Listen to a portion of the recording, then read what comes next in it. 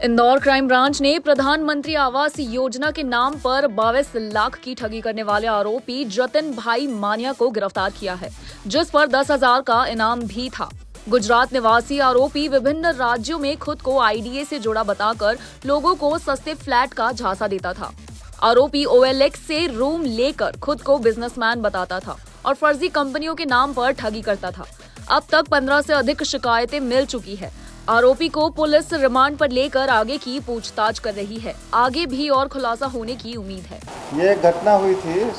जिसकी FIR 27/3/25 को हुई थी। घटनाक्रम इस प्रकार से था कि एक व्यक्ति आया जो अपने आप को मुंबई से आना बताया और लेकिन उसने अपने आप को रहने वाला दीपक जिला बालाघाट का होना बताया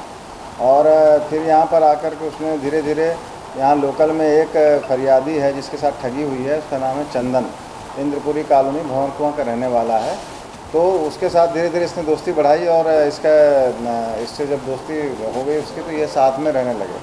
साथ में रहने के बाद ये इन्होंने फिर एक सतपुड़ा इसने लड़के ने अपने जो रूम पार्टनर उससे चर्चा की और उनको बताया कि हम प्रधानमंत्री रोजगार योजना के तहत मैं आपको फ्लैट दिलवा सकता हूँ और उसके लिए इसने इस लड़के को सतपुड़ा परिसर सुपर कॉरिडोर और अरावली परिसर भूरी टेकरी यहाँ पे प्रधानमंत्री आवास योजना के कुछ फ्लैट इसने दिखाए और जब फ्लैट दिखाया तो इसके बाद में इसने वो उसकी बातों में आ गया और इसको जो है इसने लगभग टोटल 20 लाख रुपए इसने दे दिए। इसके बाद इसने इसी योजना को जब इसका रूम पार्टनर इम्प्रेस हो गया तो इसी योजना को इसने अपने दोस्तों को भी बताया और जिसमें नवीन चौधरी हैं और मोहित बाके, सौरभ पाटिल, गिरीश मेड़ा, ये इस तरह से इन लोगों से भी इसने लगभग टोटल 15-20 लोगों से 82 लाख रुपए इसने टोटल ले लिए। मज़े की बात यह है कि इसने अपना जो आधार कार्ड बताया वो भी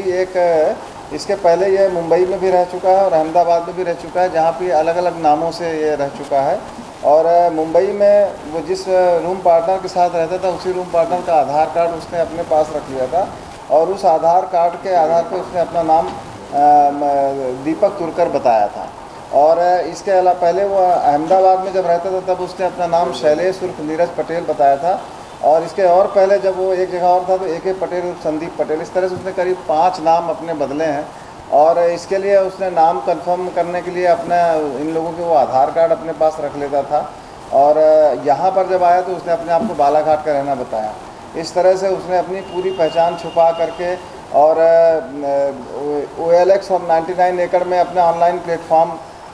के आधार पर रूम तलाश करना, फिर उनको रूम पार्टनर बनाना और अपनी कंपनी का नाम मैनिया द बिजनेस एम्पायर ऐसा करके बताना और उस पर ये बताना कि ये कंपनी हमारी जो है जो भी सरकारी आवास है, फ्लैट है, इसको सस्ते दामों में दिलवाना या फिर इसको हम फेवर करके सरकारी अधिकारियों को फेवर करके हम आपको सस्ते दामों में दिलवा सकते हैं अधिक से अधिक। इस तरह से इनकी बातों में झांसे में आकर यहाँ पर इसने 88 लाख रुपए की ठगी की। इसके पहले भी इसने अहमदाबाद में और मुंबई में भी, अहमदाबाद में लगभग 10 लाख की ठगी करी है और मुंबई में भी इसने